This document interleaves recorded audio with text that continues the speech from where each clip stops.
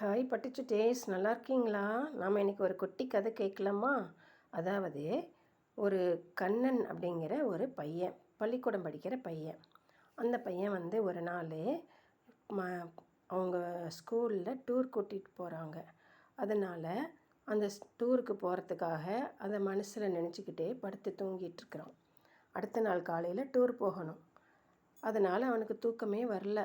ரொம்ப நேரம் முழிச்சிட்ருக்கிறான். அப்புறம் சரி, நாளைக்கு போகணுமில்ல கண்ணா, படுத்து தூங்கு அப்படின்னு அவங்க அம்மா சொல்லிட்டு போனோடனே சரின்னு கண்ணை மூடி படுக்கிறான்.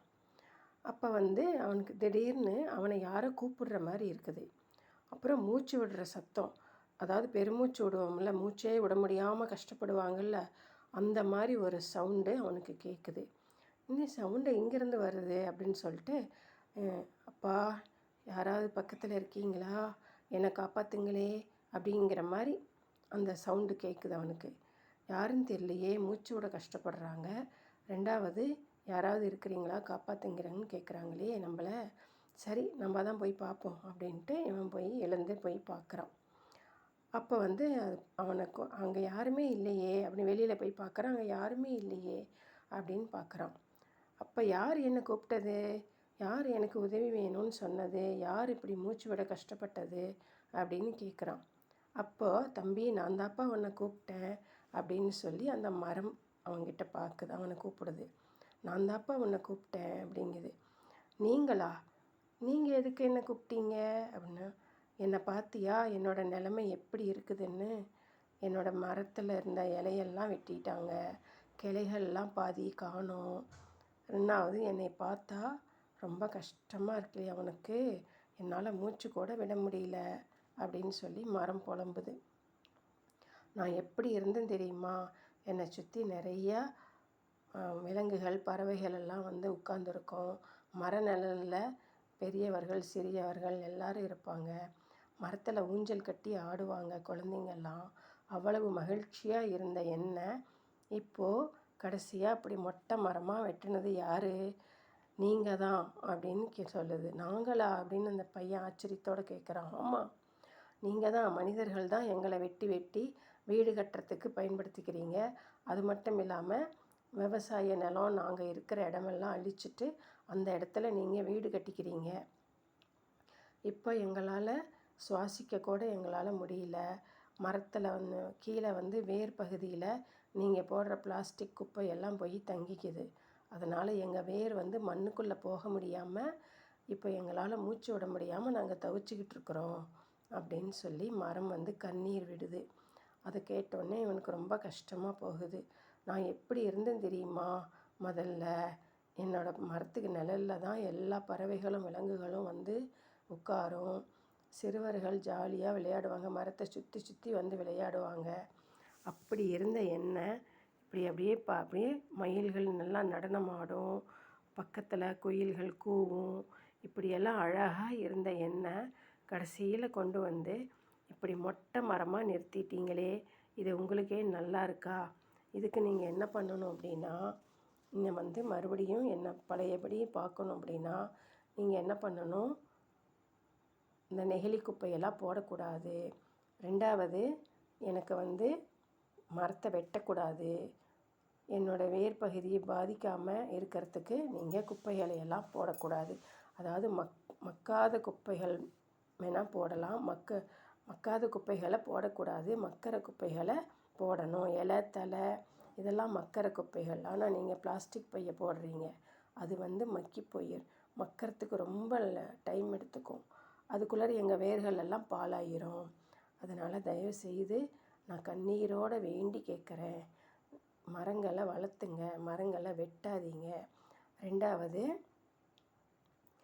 எங்களோட ஜென்ரேஷனை வாழ வையுங்க. என்னால் இனிமேல் ஒன்றும் பண்ண முடியாது, ஏன்னா நான் மொட்டை மரம் ஆயிட்டேன். இனிமேல் துளிர்க்கிற அளவு எனக்கு சக்தி இல்லை. ஆனால் என்னுடைய வழித்தோன்றல்கள், அதாவது எனக்கப்புறம் வரவங்களையாவது மரம் செடி கொடிகளை நீங்கள் பாதுகாக்கணும். இதுதான் என்னுடைய வேண்டுகோள் அப்படின்னு சொல்லி அது ரொம்ப சோகத்தோடு சொல்லுது. அதை பார்த்தோன்னே இவனுக்கு ரொம்ப கஷ்டமாயிடுது. உடனே மரமே மரமே அழாத அழாத அப்படின்னா, உடனே அவங்க அம்மா டேய் யாரடா அழாத அழாதன்னு சொல்லிகிட்ருக்குற, எந்திரிடா, டைம் ஆச்சு ஸ்கூலுக்கு, ஸ்கூலில் இன்றைக்கி டூர் கூட்டிகிட்டு போகிறாங்கன்னு சொன்னீல அப்படின்னு அம்மா எழுப்புறாங்க. அப்போ தான் அவன் கண்டது கனவுன்னு அவனுக்கு புரியுது. இருந்தாலும் அந்த கனவுல பார்த்த மரம் சொன்ன உண்மை வந்து அவனுக்கு ரொம்ப மனசில் ஒரு தாக்கத்தை ஏற்படுத்திடுச்சு. அதாவது மரம் எப்படி வந்து கண்ணீர் விட்டுச்சு, என்னை வாழ வையுங்க, என்னை வெட்டாதீங்க அப்படின்லாம் சொல்லி கண்ணீர் விட்டுச்சு இல்லையா. அதை கேட்டுட்டு அவனுக்கு மனசு ரொம்ப கஷ்டமாக போயிடுச்சு. அதனால் மனிதர்கள் தான் இதுக்கு காரணம்னு சொன்னதும் அவனுக்கு ரொம்ப கஷ்டமாயிடுச்சு. அதனால் என்ன பண்ணுறான், நாளைக்கு டூர் போயிட்டு ஆசிரியர்கிட்ட இதை பற்றி சொல்லி எல்லா மாணவர்கள்கிட்டையும் ஒரு விழிப்புணர்வை ஏற்படுத்தணும், எல்லாரும் ஒரு மரம் வளர்த்தணும் அப்படின்னு சொல்லி மனசுக்குள்ளே நினச்சிக்கிறான். அந்த மரத்தோட கண்ணீர் வந்து அவனுக்கு ரொம்ப வேதனையாக படுது. நம்ம தானே மரங்களை வெட்டுறோம், மனிதர்கள் தானே இந்த மரங்களோட அழிவுக்கு காரணம் அப்படின்னு நினைக்கும்போது அவனுக்கு ரொம்ப மனசு கஷ்டமாக இருக்குது. அதனால் என்ன பண்ணுறான், சீக்கிரமாக குளிச்சுட்டு ஸ்கூலுக்கு கிளம்பி போகிறான். டூர் போகிற உற்சாகத்தில் சந்தோஷமாக போகிறான். போகும்போது இந்த விஷயத்தை கண்டிப்பாக ஆசிரியர்கள்ட்ட சொல்லணும், மாணவர்கள்கிட்டையும் சொல்லணும் அப்படின்னு நினச்சிக்கிட்டே நம்மளுடைய சமுதாயத்தை இருக்கிற மரங்களை சமுதாயத்தை வாழ வைக்கணும்னா மரங்களும் நல்லபடியாக வாழணும். அப்போ தான் நாம் நல்லா இருக்க முடியும். ஏன்னா மரங்கள்லேருந்து தான் உணவுப் பொருட்கள் கிடைக்கிது, மருந்து பொருட்கள் கிடைக்கிது, அப்புறம் நம்ம வீடு கட்டுறதுக்கு கட்டட பொருட்கள் கிடைக்கிது. இந்த மாதிரி துணி நாம் போட்டுக்கிற பருத்தி இந்த மாதிரி துணியெல்லாம் கூட மரம் செடி கொடிகள்லேருந்து தான் கிடைக்கிது. அப்படி இருக்கிற மரங்களை, வாழ்வாதாரமாக இருக்கிற மரங்களை நாம் வெட்டக்கூடாது அப்படிங்கிற கருத்தை எல்லாருக்கும் சொல்லணும் அப்படின்னு மனசில் உறுதி ஏற்றுக்கிறான். இதுதான் இந்த மரத்தோட வேண்டுகோளை நாம் நிறைவேற்றணும் அப்படின்னு நினைக்கிறான். சரியா குட்டீஸ், இந்த கதையிலேருந்து நீங்கள் என்ன புரிஞ்சுக்கிட்டீங்க?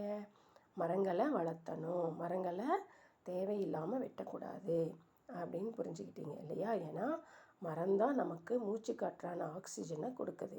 கெட்ட காற்றான கார்பன் டை ஆக்சைடை அதை எடுத்துக்கிட்டு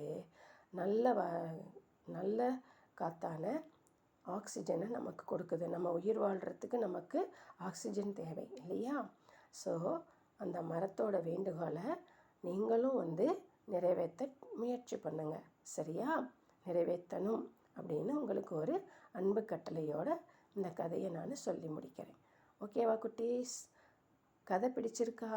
லைக் பண்ணுங்கள், ஷேர் பண்ணுங்கள், சப்ஸ்கிரைப் பண்ணுங்கள், வழக்கம் போல் பெல் பட்டனை ப்ரெஸ் பண்ணுங்கள். நன்றி, வணக்கம். இன்னொரு கதையில் சந்திக்கலாம். வாழ்க வளமுடன்.